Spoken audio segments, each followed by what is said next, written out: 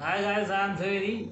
Today I am going to tell about my struggle for an education. I would like to express, I would like to elaborate what is the theme of the lesson, what is the sum and substance of the lesson. Despite going a deep, I would like to express.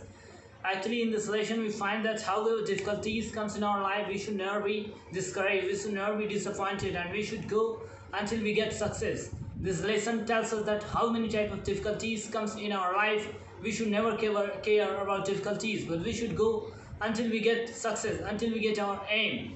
For getting aim, we should work harder and harder, and our day will come when we will succeed. This lines tells the lines of a great philosopher who has told for many years ago that oaths are lovely, dark and deep, but I have promised to keep miles to go before I sleep and miles to go before I sleep.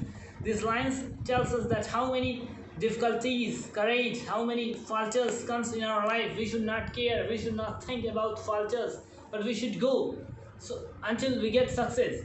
This lesson tells us that so many type of difficulties, so many type of hard work comes in our life, but we should do that. We should face difficulties, we should work harder and harder, and a day will come when we will succeed. Booker T. Washington had written this lesson. He has elaborated this lesson, explained this lesson, the great struggle, and he has told about the struggle. Why he has called this lesson My Struggle for an Education. He has called My Struggle for an Education because he has suffered hard in his early life. For getting education, he has to work harder and harder.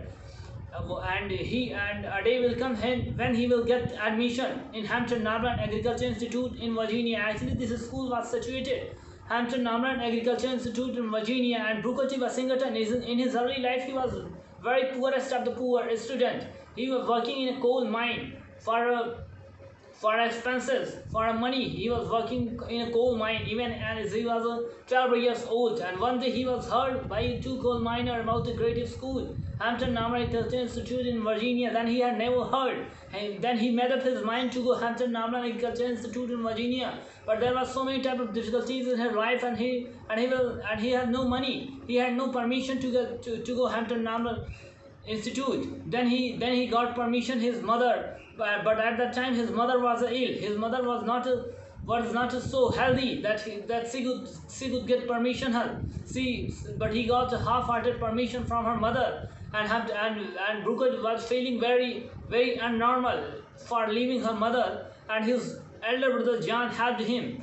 And in the way he struggled many difficulties. He had no money for getting admission. He has to work harder and harder. And I would like to elaborate about the distance of the institute. What is the distance of the institute between home and Virginia?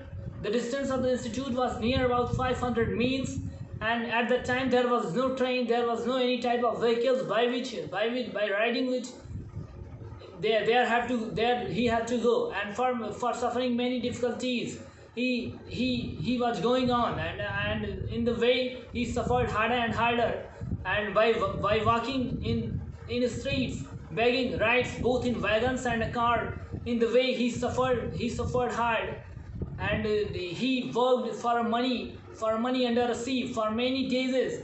He worked for money for many days, and having collected money, he started his journey. He set out his journey for Hampton Normal Agriculture Institute, and after a number of days, he reached Hampton Normal Agriculture Institute, and he saw her head teacher. Head teacher was a